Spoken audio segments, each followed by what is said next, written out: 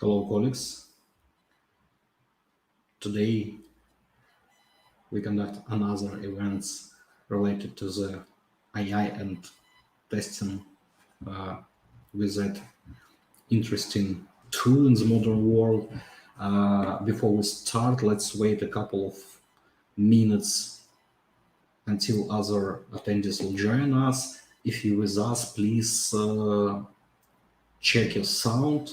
Do you hear us? If yes, please press plus in YouTube chat. Also, I want to mention that it is better to put your questions during this presentation in YouTube chat. It makes my life easier to ask a proper question during this presentation to our star speakers. Yeah, I see 3 pluses. Yeah, thank you guys.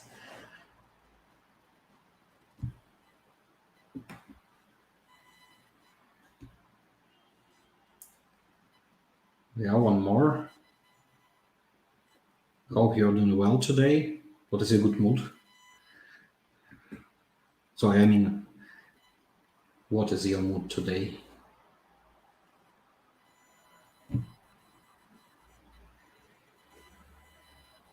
I hope it is the same as mine. Is a good mood for a good presentation, for a good event, where we describe a little bit our vision and our future in close collaboration with AI. Okay, hope that anyone who wants to join us is here, and we will start our event. Let me introduce our first speaker. It's Igor Belitsky. Igor, the stage is yours. Hello, team. Nice to see such a big community joining us. So let me introduce myself. I Igor Belitsky, head of test automation department, and also co-head of AI practice development in testing at C.R.E.A.T.E. So let me share my thought about how artificial intelligence is changing our way of work and actually our life.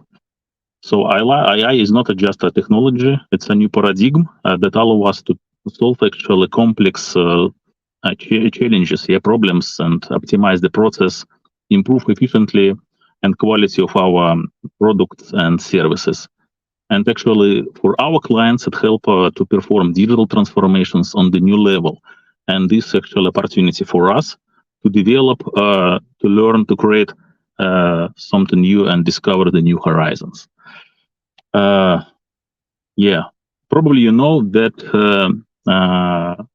we already use AI widely at company, at C.R.E.A.T.E. More than 300 hands-on experienced engineers shared about 1,200 cases, related to leveraging AI that improve our engineering productivity, and about the 30% of that improvements in the place of software testing and test automation. For example, we use AI to decide what we need and what we don't need to test or automate.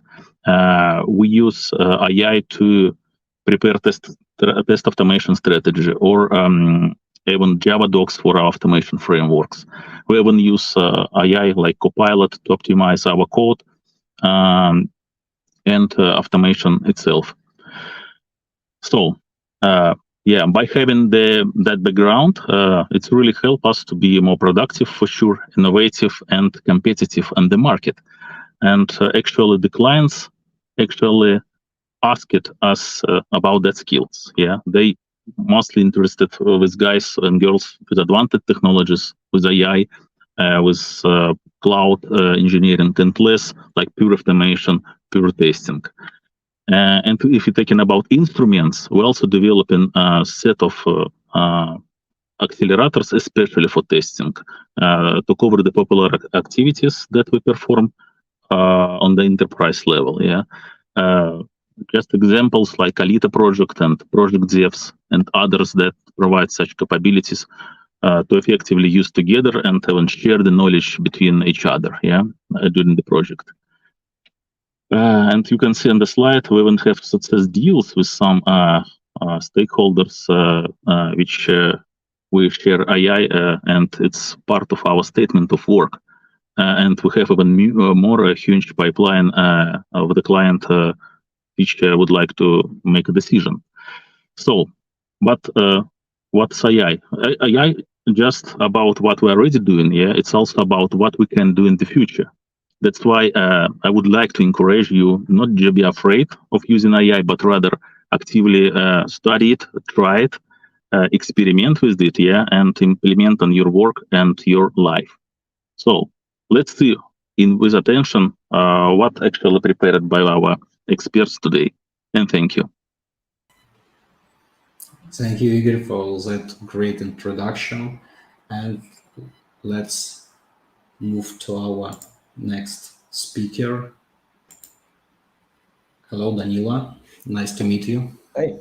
Hello, everybody. Can you hear me well? Yes, I think, guys, if you hear well, Danila, please drop your pluses in the chat. I will appreciate it. All right, let's move on. So, yeah, I will talk today about prompt engineering. Thank you for invitation. Yeah, so a few words about myself. As I said, Danila is my name. I have like pretty extensive experience in IT delivery, and including 10 years of hands-on experience. Now at EPAM, I wear multiple hats, and recently I joined our GenAIX Innovation Hub, where we try to kind of unify our experience in working with AI and help customers and actually our employees as well to understand better this technology. I lead here multiple initiatives, or call it like prompt engineering. I'm going to talk today also learn and travel hospitality pods. Yeah, so let's have a look at our technology. Yeah, so this is so actually, I mean, I'm still impressed and fascinated by how powerful this tool, this generative AI, currently is. So what we are looking at right now, I'm sure, I mean, guys, you have probably seen this diagram on the right, but let me just like explain on what it shows. So those blue bars is the results that GPT 3.5 scores on real exams. Yeah, so like biology, writing, art history, and so just real exams, maybe slightly adapted to be able to be processed by tech, but still, yeah. So and the green bars are the scores that GPT-4 scores on those exams, and you see how effective this machine actually is. So it's a really powerful tool that we actually like have in our hands right now. Yeah. So and so the question is how to use it, to our advantage, how to make really good, impressive results with that. And the key for that is actually like it starts with prompting. Yeah. So why it is so important, the prompt engineering and prompt itself, because actually the prompt itself is just like the initial start, how to start with using the technology. I mean, you put something into the machine, and then it just continues the prompt that you provided. So that is why it's important how you start conversation, because depending on how you like start this, it will produce the results for you. That's why it's important to know how to navigate it properly. And that's on the screen. What you see right now is one of the examples, and I've picked one from a use case, and we even have the guy Levon, who created this prompt. We have a use case, an example for that is to generate email threads. Yeah, and often if you have a task like that, you know that emails often contain PII and such issues that makes us like not that easy and straightforward to check on the real cases. And that's why we have created the prompt that generates those test data to use it on the downstairs systems. And if you're interested in appendix, and this deck I think will be distributed, will be the whole version of this prompt. But you see how complex the prompt may become, how complex it will it may like be to adjust the machine that it will produce the real output. Yeah, so again, but moving to the definition of prompt engineering, right? So you see that if it's not that easy, so there should be like techniques or approaches how you use it more effectively. Yes, so and at EPAM we think that actually prompt engineering is about how to efficiently use those large language model for various applications, including QA, including like any other disciplines as well. And it's again, so it's probably maybe easy if you start, but once you deep dive into this topic, you understand that there are a lot of aspects how to use actually these machines. And if we get back for a second, if we can back to the previous slide for a second, is it possible? Yeah, thank you. So, and you see here, Anthropic, it's one of the AI companies. They define this as a hybrid between programming, instructing, and teaching. And that's actually what prompt engineering is about. And I will talk a bit later on how to understand it better. So now we can move forward. And that's the usage of prompt engineering. I welcome you to check this, this diagram. I will not stop on each of the blocks, but it's just those orange lines that identify where in the modern and emerging LLM stack, where prompt engineering is used. You see, like pretty much everywhere, right? So that's why it's important to know how to leverage and how to use it properly. And moving to next slide, so we have here like this prompt engineering process. Again, so once you start working with the technology, and I think most of you have already tried it, you will understand how difficult sometimes it may be to get really satisfying results. And this is what we try to tackle in our prompt engineering foundation course that I will be talking soon about. But you see, I mean, do not get frustrated. Yes, so once you start working with the technology, there is a circle of how you kind of achieve those results. You start with the idea, then you create and adjust prompt and data, and then you evaluate it, and then you sometimes need to do multiple iterations on getting the proper results.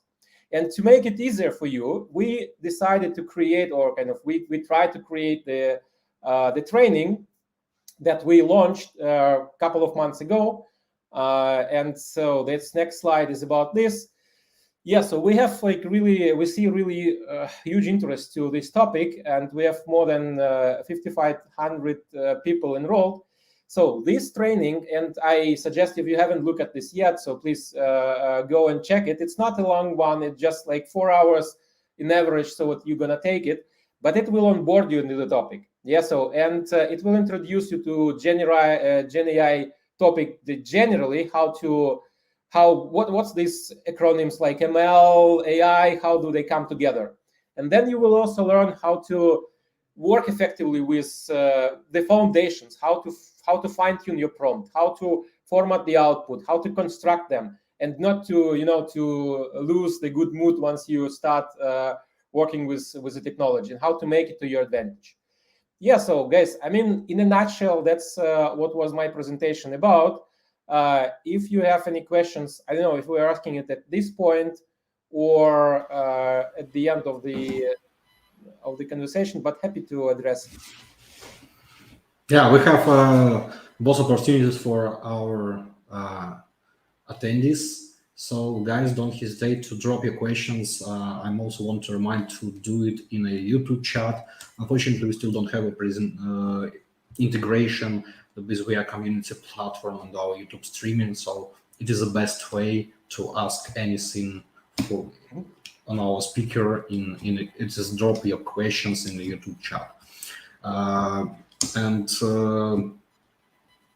But if you need some time to understand the presentation and thinking a little bit about the questions, we will provide you a chance to ask questions in the very end of our meeting today. So don't worry if your questions will be asked to the speaker right now.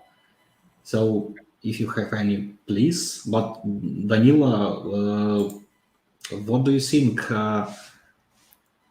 in general? How how is important to use AI in a modern world? Yeah. All right. I mean, again, guys, I will give you like a really straightforward, so kind of I don't know, metaphor or how you name it. So Gen AI is like, I mean, everybody from you probably heard. I mean, who comes from Russian speaking language countries? Yeah, you know, like сапоги скороходы. Yeah, so those who do not know those, it's just like 7 league boots. Yeah, so that's like a shoes you put on and you can make the leaps like 7 miles long. This is what those Gen AI things are. You just need to wear them properly. You have to learn how to use it, and then you can make those huge leaps. It's just about this. So yeah, I encourage you to go and look at that. Otherwise, I mean, you probably, so we all need to keep up in this space. And once you dive deep into the topic, then you will be wearing those league boots, just smiling. That's all it is. Great. Thank you, Danila. And I see one question from our auditory. It's a question from Timur. Which LLM do you use in a daily routine? Yeah, thank you for this question. So first, I use our EPAM dial where you can do this selection. And I actually would like to mention this because I don't see like that. I see that this EPAM dial is not that widespread at the moment. Yes, so at EPAM.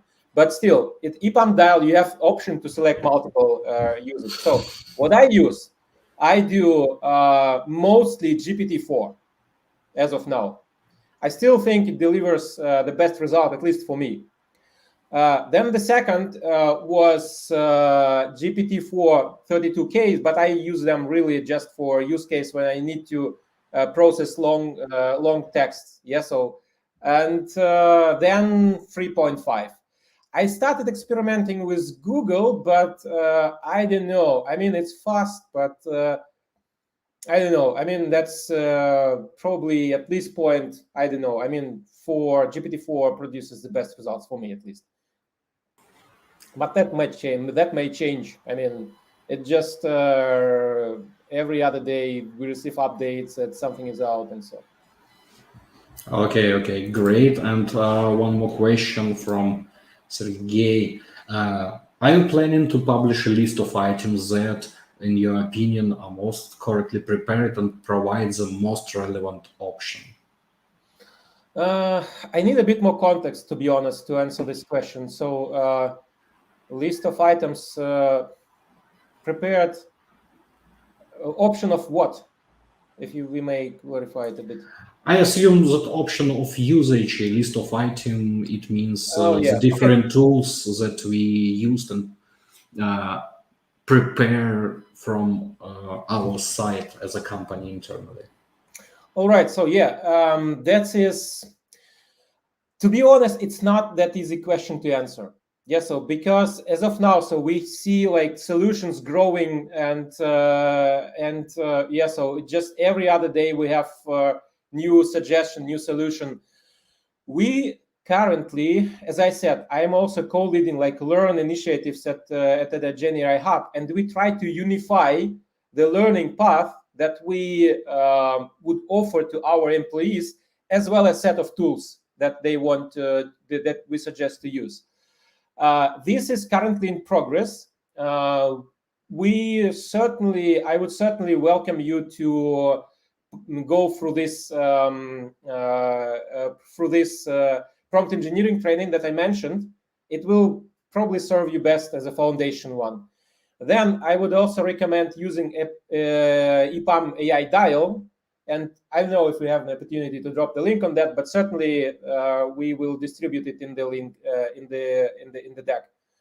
And other than that, I mean, since you guys are coming from QA discipline, go check Alita. I think that's your next tool. Yeah. So as of now, I see it mostly mentioned at customer calls.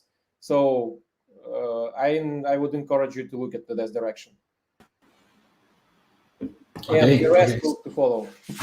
Yeah, thank you very much, Daniela. Thank you very much. And I think that we need to proceed and I hope that our auditory still wants to get more practice cases, and I think that I have a good speaker for that.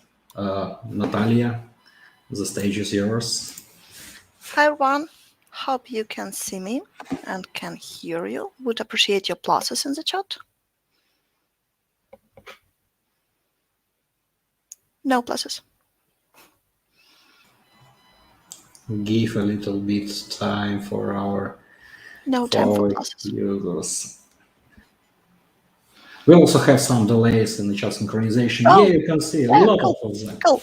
So, after you will pass, and I'm especially recommend you to pass this vital training that Danilo mentioned. So it's a must for anyone, for any engineer. It doesn't matter, are you manual tester, business analyst, quality assurance, automation, you have to pass this course.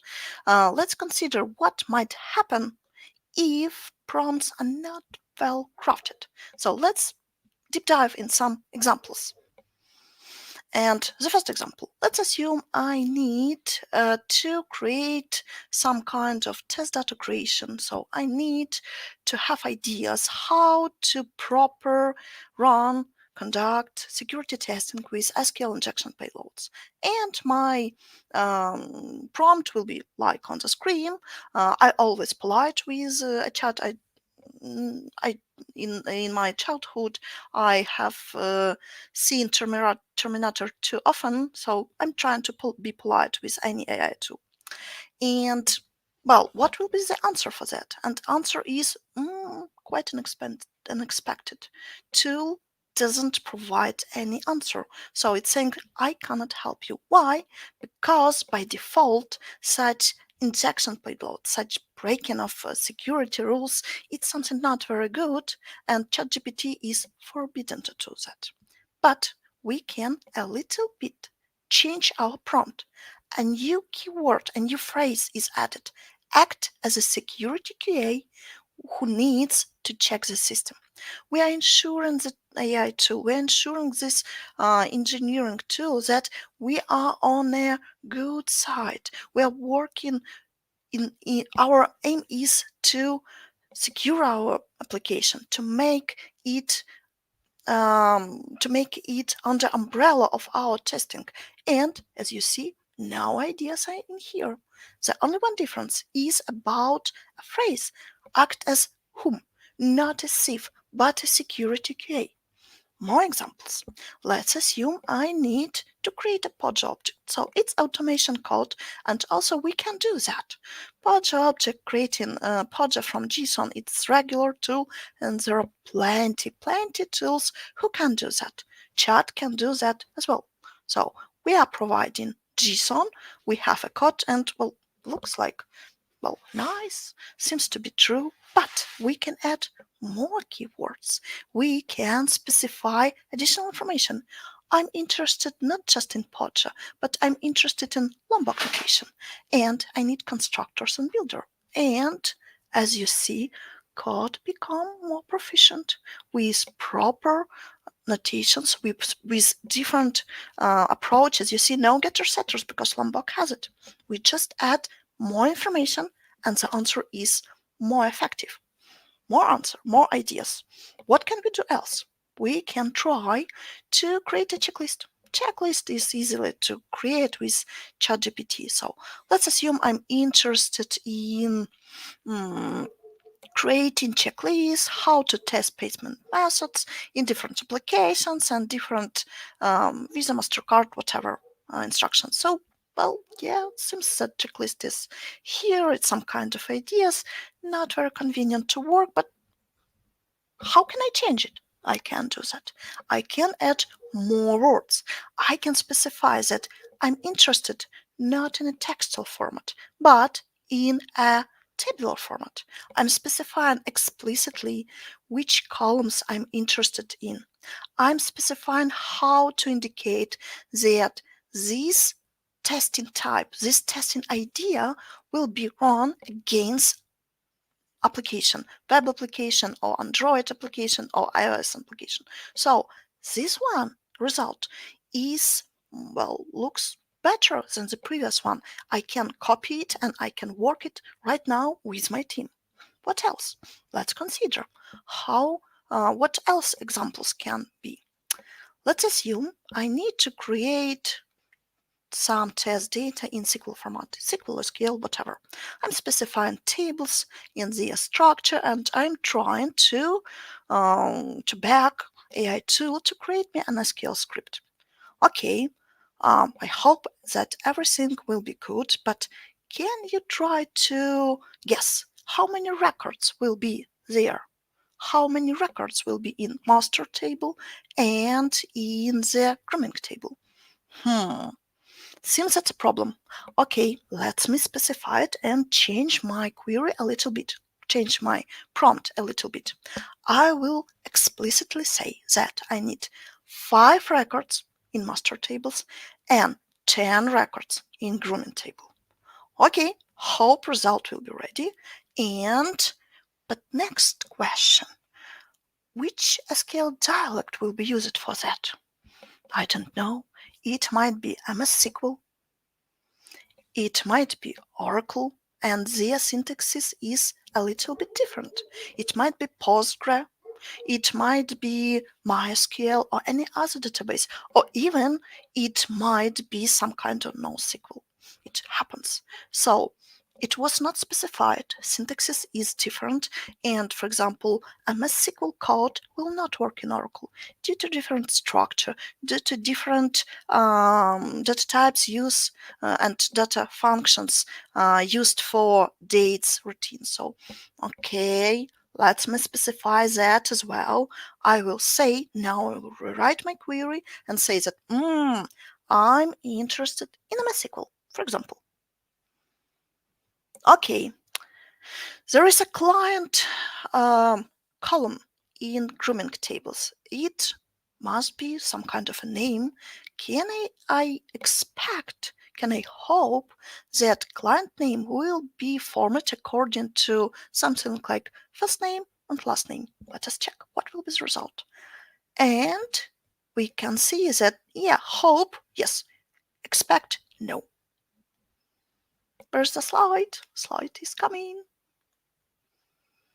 Slide is coming. As you see, client E, client B, client C, not like that. Okay, let me rephrase once again. Let me explicitly set expectation examples to my prompt and say, create a new one. Say that I'm interested that client name will be formatted according to template. First name, white space, last name. And I'm providing an example that I'm interested, for example, in Devin Plain. It might be Cyrillic letters and examples will be other. It might be some kind of Chinese language and it happened.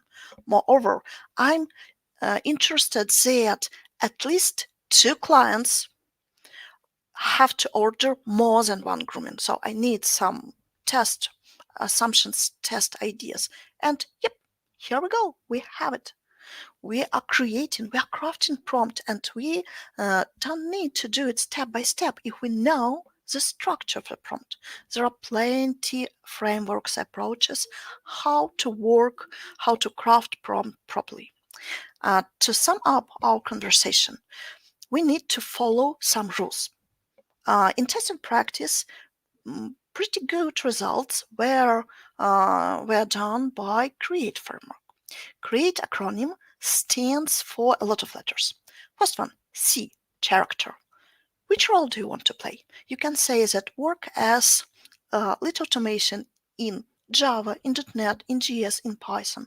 Act as data analyst, act as test manager. Don't try to act as a software developer if you are trying to find a bug in the code, because sometimes chat is answering that it's working fine for me, it's problem on your side, so everything is good on my side. So, but yeah, we can't do that. We can narrow down all the possible combinations of pre-trained model, because we are interested only in results that are verified by this role. And if you're if you are saying the test manager, it's narrowing down more effective raw data will be taken. Next one letter is our request. What explicitly do we want to do? Write a test cases, create a checklist, suggest alternatives, compare tools, prepare a document, our request. After that, E keyword, E letter. E stands for examples. In this part, we can provide example of a document. We can specify the tone of voice. Should it be informal or should it be very, very business polite or something like that? We can do that. In our previous example, for example, David Blaine, that was example. I'm specifying what I'm interested in which names I'm interested in. It might be that, for example, for quizzes, more correct answers with a plus, incorrect with minus, pluses with a pause keyword, failed with a failed keyword, or tick, red tick, green tick, whatever. You're specifying examples. What are you expecting to see in the result? Next one, A. A stands for adjustments. What we have to include or what we have to exclude from our result, from our output of a chat. For example, I can say, don't include negative scenarios. I'm interested in test cases, so my request will be like, create test cases, but do not include negative scenarios. I'm interested only in positive. I'm interested only in acceptance criteria. Or set up priority, but not just set up priority. I'm specifying adjustment rule that, for example, P1 priority for positive cases, P3 for ad hoc cases. Any adjustment that need to be applied to your request. Next one, T, very, very proficient. T stands for type of output. It's format of response, because it might be just a text, it might be tabular format, it might be Gherkin notation, for example, if you are using BDT approach. It might be code, but if you're saying code, you have to specify language. On the very beginning, we have a beautiful experiment with my colleague when she was asking to create a page object for HTML, and the answer was that, oh, I'm just a tool, I cannot create page object, but I can guide you how to do that. My prompt was nearly the same, but I was saying that please act as Java QA and create page object. Okay, here we go. Code was ready. Why? Because in their prompt, in my colleague prompt, it was not said in which output result should be. Java, .NET, Python, I don't know. So I'm an AI assistant. I cannot do that. Or for example, if we are using SQL, you have to specify dialect. Oracle, MySQL, Postgre, whatever, you have it. You can say use Confluence markup, use Jira markup, use Word markup, use HTML markup, JSON, whatever. But you have to specify the type of output. And this one really helps a lot. And one more, E letter. It stays for everything else. Anything extras. If you are using the same chart, if you are not creating multiply charts, you can say ignore everything before the prompt, or use the ideas above this, sticks to their solution that was provided before that. Or you can say explain the steps you are going to follow, explain how you're going to do that. For example, I was trying to create pairwise testing ideas, and it provided me for 5 factors with not very much combination, about 204 ideas, 204 combinations. It was too much. When I have asked them this chart, please explain how you're going to create those combinations. It's turned out that it was using wrong formula. It was using wrong formula to calculate the number of combinations. And when we complete with formula, when it choose it with my prompts and my suggestion choose the correct one, then the answer was correct as well. So explain the steps. Use only ideas discussed before. Don't add any new ideas. Don't, probably you can put temperature down to avoid hallucination, but also you can add an E part. Use only ideas that we were discussing that were in the list. It's not the only one framework in the world. There are plenty of them with different number of positions. Some of them are very short, some of them are pretty long. But you have to remember, prompting, it's an art, and you have to follow this art. Otherwise, your output will be not very effective. And now, any questions?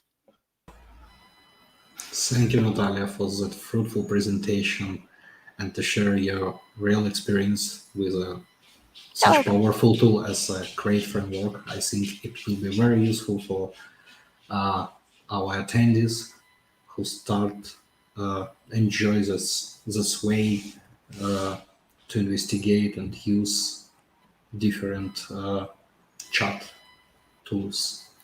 Guys, don't hesitate to ask your question, to drop it in the chat. I just want to remind you that you should do it on YouTube channel. It might be easier for us to highlight it and to ask a speaker.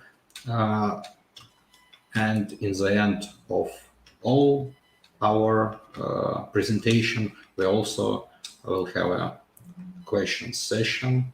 Don't worry if you don't ask your questions right now. And I see the first question again from Timur. Is the C.R.E.A.T.E pattern common in LLM usage? I would say yes. So, firstly, this pattern was proposed by technical writers, how to write articles, how to write essay effectively. But for testing perspective, especially this framework shows very good results. For developers, they often are missing a lot of positions, a lot of placeholders in C.R.E.A.T.E framework, so they're using C.R.E.A.T.E and that's all. But for testing, to have a good result, for test case creation, for test data generation, test strategy generation, better to follow. Is it possible to use different LLM? Yeah. It might be not only Chat GPT 3.5 and 4, it might be Vertex ideas, anything. So it's just a common idea how to work with LLM.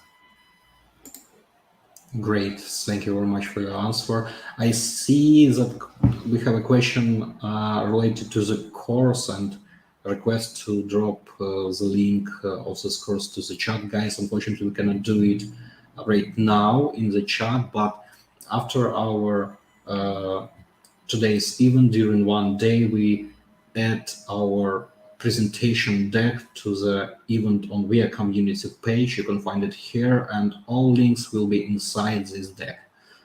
Don't worry, you can get all necessary information from our meeting today during the one day. Okay, so I don't see any questions right now. Probably we will get more questions in the very end. So thank you, Natalia, and move forward to our next speaker and next session, also related to the practical cases. Katerina, nice to meet you. Hi, And everyone. once again, on stage.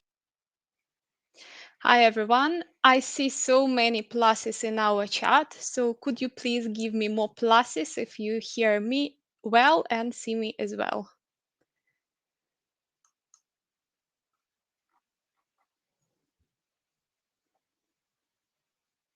Oh, thank you a lot. So my name is Katerina Zharskaya. I'm test automation team lead at EPAM. And today I will show you step by step how to use the help of ChatGPT on example of API testing. Several months ago, I have a chance to take part in very interesting research. This research was about the possibility to investigate whether usage of different AI tools may enhance the speed and efficiency of software development process. Different teams were implementing the same functionality for existing Realty tool application. One team followed classical approach and didn't use any AI tools at all. Other teams applied ChatGPT or Copilot. In the end, we compared these results. And if you want to know more, I put the link on the slide. After you have presentation, click and check the video. This is the link to the talk where representatives from different disciplines, business analysis, management, back-end development, front-end development, quality assurance, make their conclusions about where AI tools are helpful and where not. I was in the ChatGPT team, and that is why I will show you a lot of examples how to use the help of ChatGPT for API testing. Let's deep down into details and have a look at the user story I was testing in that experiment. In general, user story was about about retrieving real estate data and creating beautiful chart with the bars to the end users. Here on the slide, you see a short piece of information regarding backend task because today we are focusing on backend development and of course backend testing. So we have the endpoint. The endpoint have a set of parameters and as usual in production, we have a quite short description of every parameter without specific details. Every testing process, as well as development one, starts with requirement analysis. And on my opinion, this is the first good place where you can ask chat for help. On the left side, you see the prompt from today's presentation.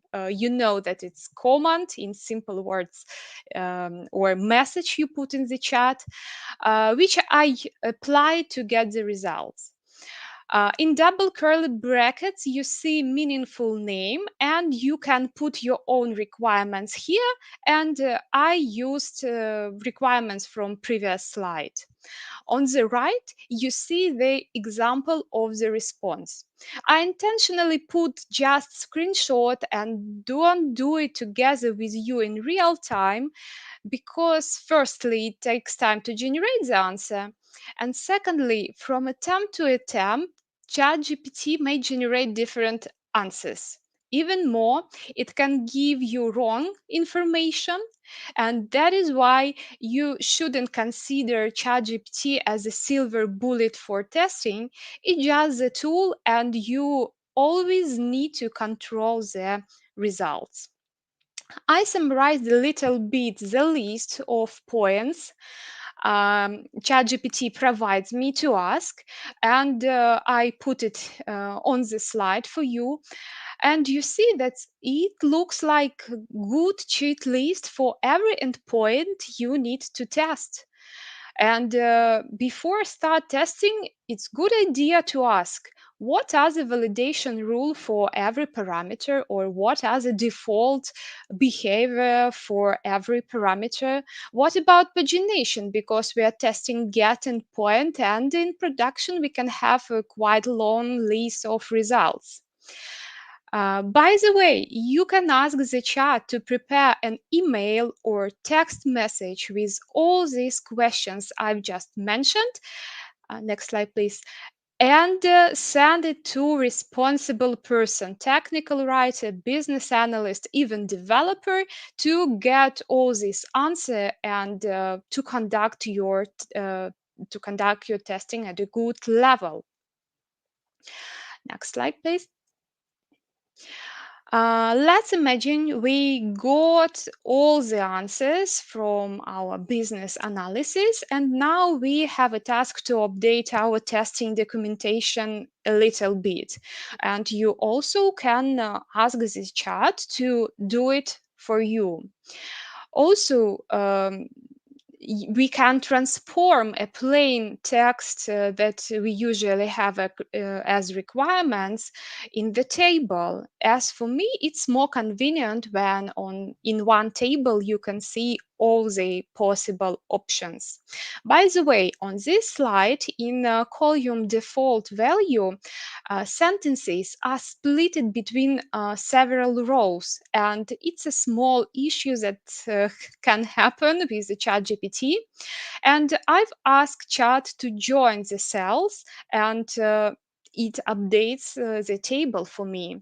I put this example intentionally just to show you that if you have incorrect result, or you don't like the output that Chat generated for you, just continue conversation in the same chat and provide more details about output, about how it should like, and so on. And you will definitely get the result you need. Also, it's good idea to add some information about error handling, because we usually, after positive testing, of course, we usually test negative cases. It happens. That is why a good idea to generate this part of requirements as well. And authentication, pagination, filtering is out of scope of our today's demo, because we concentrate on validation today, because it's a clear example. So our updated requirements list have this format. Also, we specified response format in order to have more precise results from ChatGPT, and it's high time to generate test data for our future test. Of course, we can generate test data in form of table. It's good idea to specify all possible options of every parameter if you have precise result. For example, instead of valid country, in our case, we can say that valid country is Montenegro, and Montenegro one is invalid country, and your test data will be more precise. You will see it on the next slide. And today, uh, at this moment, we can generate like manual test cases, but frankly speaking, I don't know the projects where API test cases are stored in a test management system like Jira, for example. As a rule, we stored such type of test cases in test automation frameworks, or in tool where we can perform previous slide, please. In tool where we can perform the request. Yep.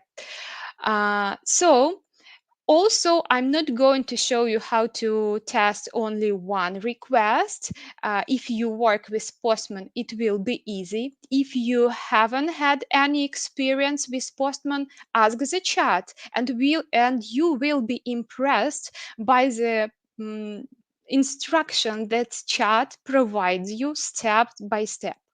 And today I'm going to show you how to test a bunch of requests with help of generated test data. On previous slide, I've uh, previous, I've asked the chat to generate CSV data file for future Postman tests.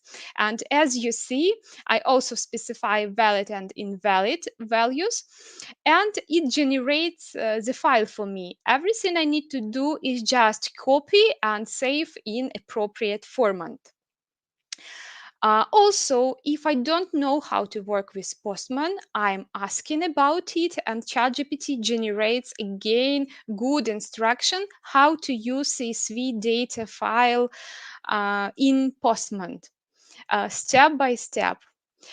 After we create an endpoint and specify every parameter as environment variable, we need to create a test. And also we can do it with help of ChatGPT.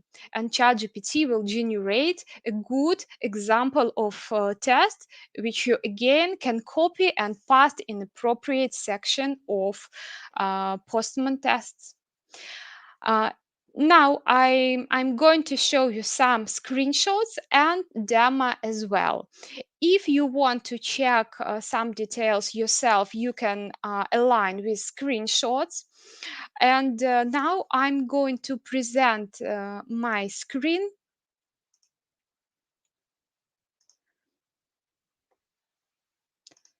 and show you Postman. Let's wait a little bit until it will be available for you. I see it already on my screen. I have prepared one collection with the application C.R.E.A.T.E is the name of the project. I have already up and running server where the application works, and I have requests. As you can see, every parameter we have in our generated CSV data file mentioned as environment variable in our Postman. I created here AI actual reality environment and specified all these parameters. In order to run this endpoint, I will show it in a second. Also, I would like to show you a test. I've created this test based on the answer from ChatGPT. In our response, it provided only assert for one parameter. You can do by example, you can test other parameters by example, or you can ask the chat generate the full test for you. Moreover, while I was preparing to this presentation, I've mentioned that Postman also added one pretty tool that has a name Postbot, and this Postbot also AI plugin which can help you with test generation. You can also check this new cool tool. So this is our test. In order to run this test with the set of data we prepared, just hit the three dots and click Run Collections. In the collection runner, leave only endpoint you want to test and select the file with test data we prepared. Thanks to ChatGPT, you can hit the button Preview, check that you have everything you need to test, and after this small preparation, click on Run button. You see, within several seconds, we have a test for our endpoint with a different set of test data. It takes no more than half a minute. Also, you see that we have a failures. Let's look at this endpoint. In our requirements, it was specified that if country parameter is missed, we should see 400 error. And now we see OK status. It means that it's high time to create a defect in our test management system. So now I'm going to switch back to presentation and continue our discussion. When we test endpoint in Postman, we check the fact that our response correspond to the parameters we specified in the request. I mean, if we specified country Montenegro, it means that every entity in response should be only from Montenegro country. But we don't check the case that, don't check the fact that every available data corresponding to request that we have in database are returned as a result on our request. That is why sometimes during testing we need to write database queries. And thanks to Natalia, you have so beautiful examples of SQL queries in previous presentation. And today I will show you one example how to create a query for non-relative database. In our research, we use Mongo database, and I need to generate some queries to work with it. The approach is the same. In order to have good results, specify the database name, collection name, document structure, field names, or even provide concrete schema or example of the entities you store in database, and ask to create a query corresponding to your needs. In my case, it was filtering by parameters. On the next slide, I put concrete example, and as you see, ChatGPT generates me step-by-step instruction, all necessary commands I need to put into client in order to get a clear result. In conclusion, I believe today I proved you that even without complex prompts, you can use ChatGPT and make your testing life easier. Of course, it depends on task complexity, but in our research, for some cases, we have increasing efficiency and the speed of testing up to 50%. Of course, ChatGPT, on my opinion, is not so good for UI testing. I mean, not working with text, which ChatGPT makes pretty good. I mean, working with UI. ChatGPT is about text, is text-based model, and its understanding depends on provided context. That is why you need to think over your test cases yourself. But anyway, these tools worth trying, and if you haven't tried yet, you need to do it and find your own way how you can boost your productivity with ChatGPT. Thank you a lot for your attention. If you have any questions, you're welcome. Thank you, Katerina, to provide a little bit more examples for our auditor and for us. Guys, don't hesitate to drop your questions in the YouTube chat. Of course, it is our last speaker, and you can ask questions not only for Katerina but for any other speakers who participate in our event. Yeah, I see a lot of likes. Yeah, if you want to recognize our event and our speakers, of course, don't hesitate to drop your likes on this YouTube video, and you can also go on the community page, rate this event, and send your badges in the hero portal for our speakers. Let me drop the screen and show more faces of our speakers today. Let me remove. Yes, thank you for the inspiring demo. Thank you for attending, guys. We're still waiting for your question because we have at least a couple of minutes before we end. But if you need time to thinking about the topic, no worries. You can ask your questions on the community page in a question and answer session, or you can drop your questions even under this video in YouTube, and I will monitor all questions that you can ask and address them directly to our speakers, and hope that they will provide responses for you as soon as possible. I see a lot of thanks. Yeah, thank you guys. Thank you our speakers once again. Don't forget to subscribe to our channel, of course, and join to our community. And in case if you want to participate in our big initiative, which is related to investigation, that's pretty interesting topic.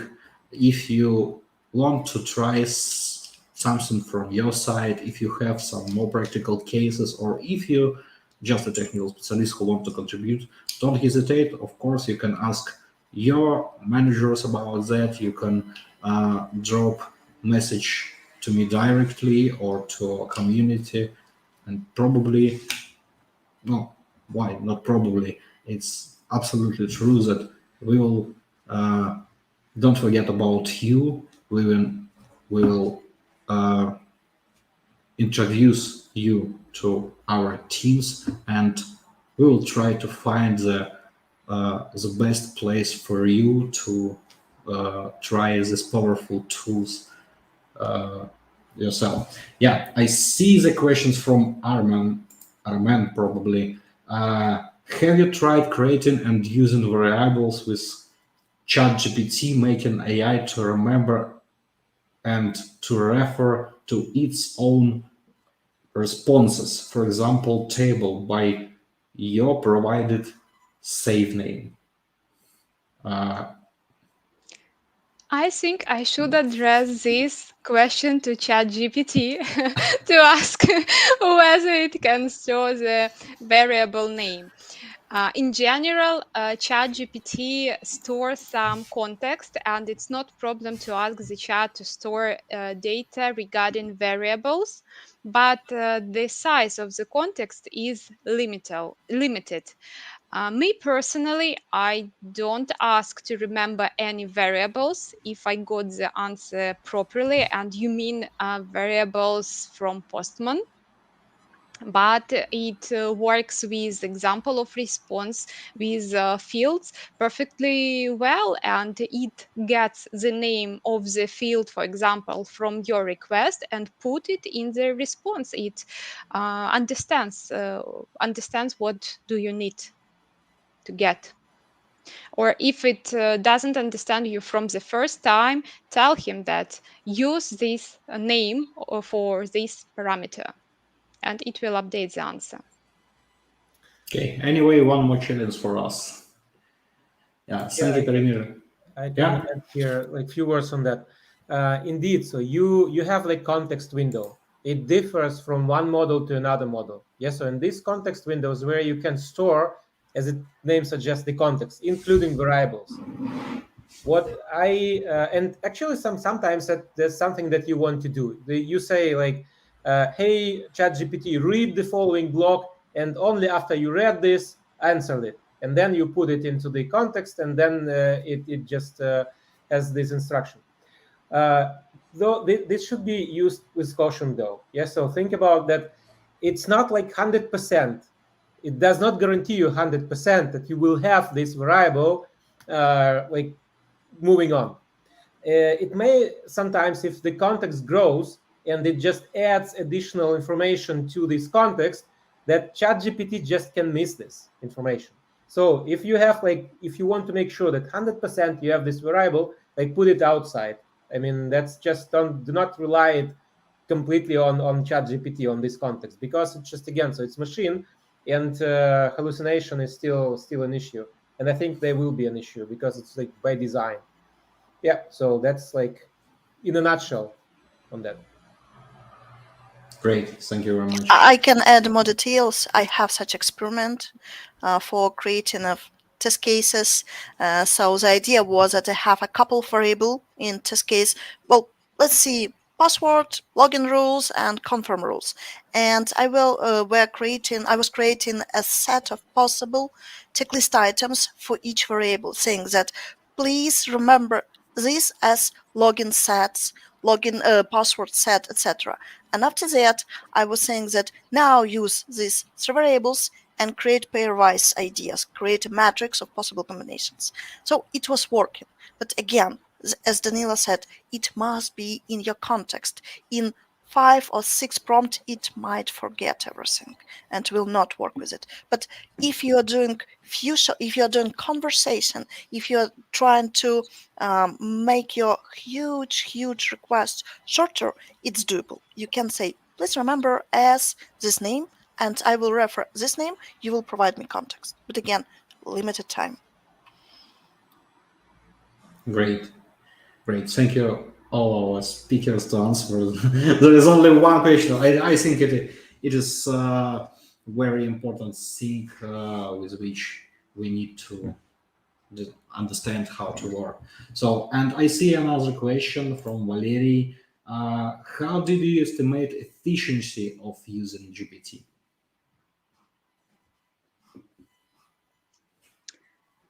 I believe it's question to my side.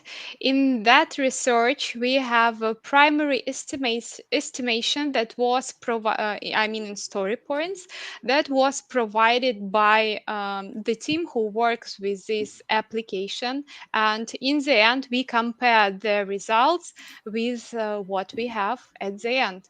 Spoiler: the team without ChatGPT failed the task. Yeah, and I may also add here a few words. I mean, obviously, everybody is interested how efficiently, and it's also they ask from our customers, how do you validate this? And as of now, so there are like multiple initiatives to start to measure this. I mean, it's just it's been around for not that long. That's why the most results are like perceptions of the users. So I feel like I've been more productive, and I'm really more productive. To make it really like quantitative, to put the numbers around this, you need like a bit of time to start using it and to measure this and to measure it for some extended period of time. And this period is going now. Yes, so we are kind of collecting this data right now. So that's why it's just like again. So to put simply, this is our perception mostly. So how efficient you can be, and now we are measuring it to prove it if it's in reality so. And by the way, so like just to add a bit more colors to that. I mean, this is a powerful tool, but it doesn't like solve for everything, for all the. It's not a silver bullet. It's just you have like upstream tasks like your overall team efficiency. Yeah, so it's not like just QAs who are more efficient. It's just like the complex system. Yeah, so and it adds additional complexity on how you measure the effectiveness of the whole team. Yeah, so that's another perspective on that. So it just again it takes its time to understand real implications. So yeah, that's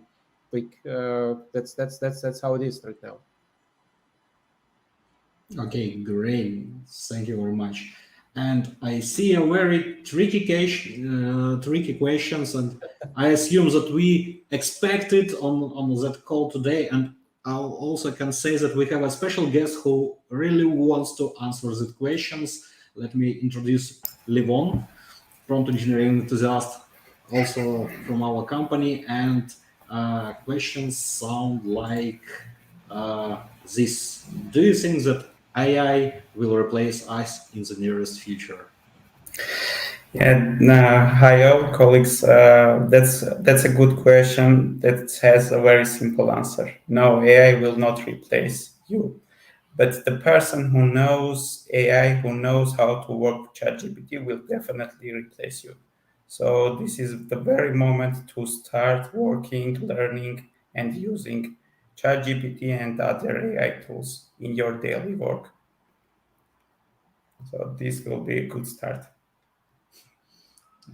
Great, thank you very much. Anybody else wants to add a couple of words?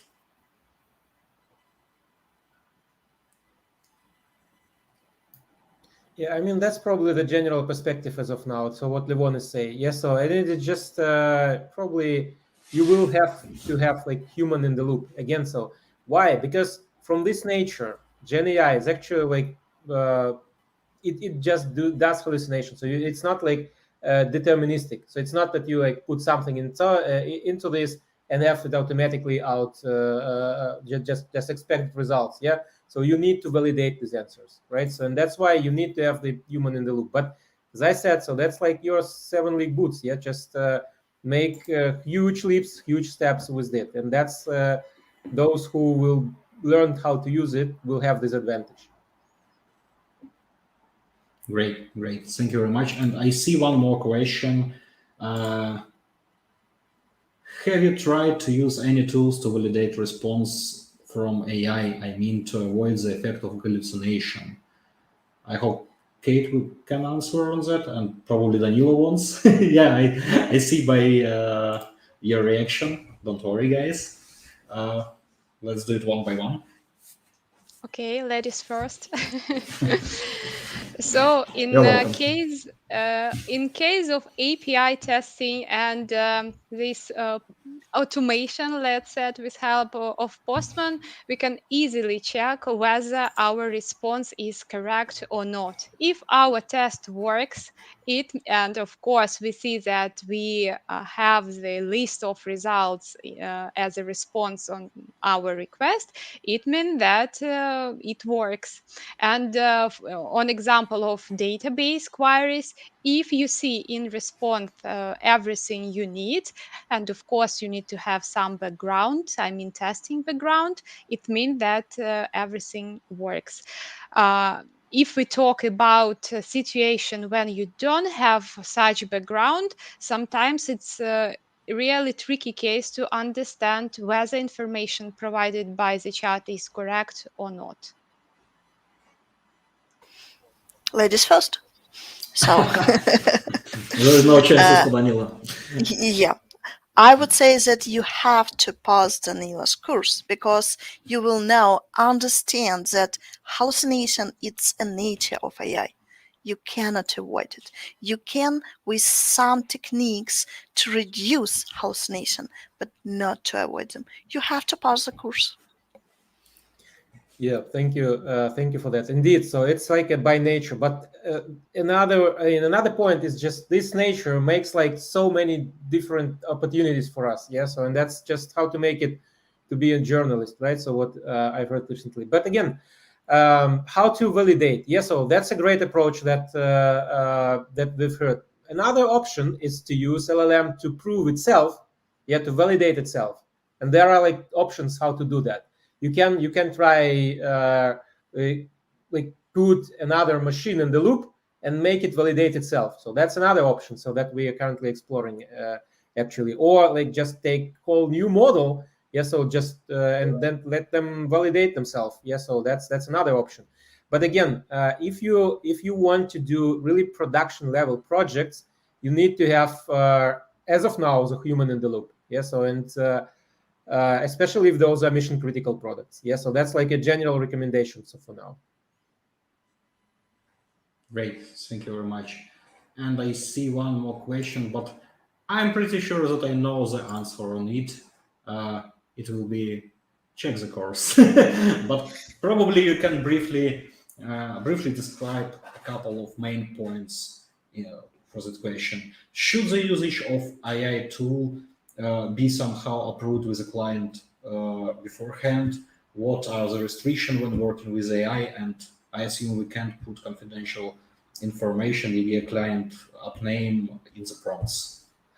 Yeah, so I mean, again, obviously, if you want to build, I mean, it's such a question. Yeah, so the usage of AI tool, if you use it for your personal productivity gains, yeah, so just I mean, if you want to talk to ChatGPT on this or that, just like do that.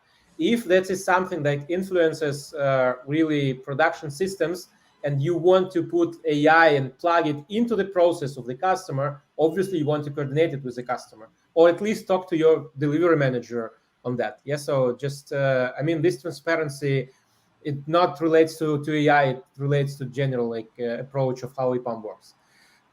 What are restrictions when working with AI? And you can put that's a good point. Yeah, so obviously you don't want to put too much information, especially if you are using not EPAM dial, which is actually approved for that. Yeah, so again, so pass through the training. Yeah, so that has elements of guardrail frameworks, such aspects on how to use it securely.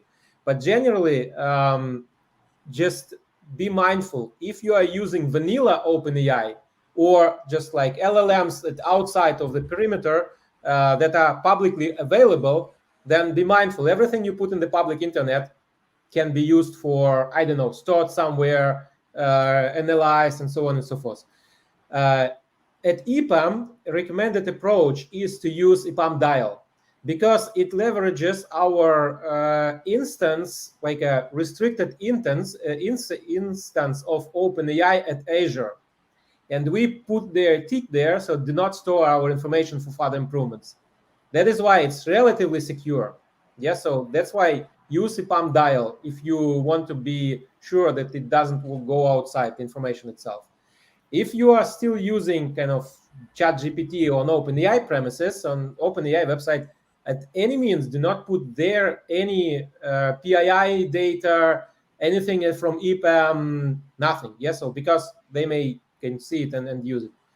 But again, pass the training. I mean, there we have such questions in a way addressed there. Hope that helps. Great, thank you very much. And I think we have to stop our event on that question. So it was very interesting discussion. It was very interesting presentation. I want to really say a big thank you for our speakers for that very, very interesting and very, very useful information for us. And I also want to say thank you for your auditory who joined us today. You can also, I also want to remind that you can recognize our speakers. So join on this video, push your like, subscribe to our channel, join on VIA community page, rate this event, and send EPAM badges with a thank you for our speakers. So I assume they need it. So thank you very much for this event once again, and let's finish. Thank you. So, thank you for all your questions. Thank you, guys. Thank And you. good luck. Stay tuned and have a good evening. Bye. Thank you. Bye-bye. Bye.